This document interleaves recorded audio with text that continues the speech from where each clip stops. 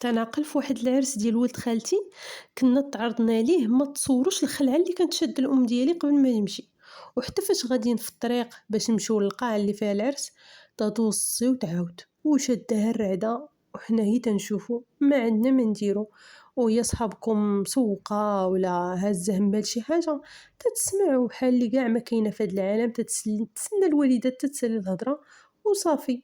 المهم هي غادة فراسها واحد الحاجة باه ديرها. إيوا سبحان الله العظيم داكشي اللي كنا خفنا منه وقع.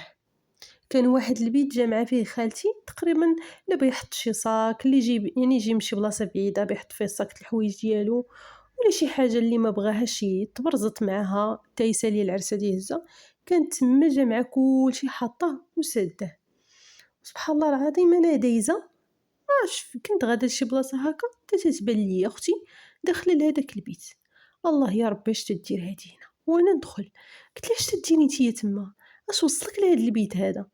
قالت لي وانتيا مالك نتيا؟ عندي غراضي حتى انا هنا جيت بيت نهزو. قلت لها انا غراض اش عندك؟ ياك نتيا قال داكشي اللي حنا هازينو راه عند الوالده وصافي، يلا خرجي من هنا خرجي ولا غادي نقولها لماما. ايوا بقات تتجار معايا والهضره معايا اصلا كانت واحد المتعجرفه منها ما كاين، يعني زياده على داك المشكل اللي فيها لسانها خايب وما تتفاهمش بزز باش جريتها وخرجتها من هذاك البيت عاد ارتحيت وديتها عند الام ديالي وعاودت ليها كل شيء.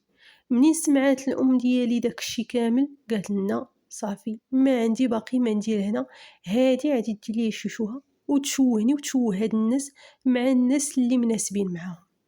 مشات اعتذرات من خالتي قالت لها شوفي راه راجلي ها اللي كاين وها اللي كاين ضرو راسو عادي نمشيو. خالتي مسكينه بحال اللي بقى فيها الحال يعني بغاتنا نجلسو، ولكن منين ضغطات عليها الام ديالي قالت لها صافي ماشي مشكل حتى نتشوفوا من بعد.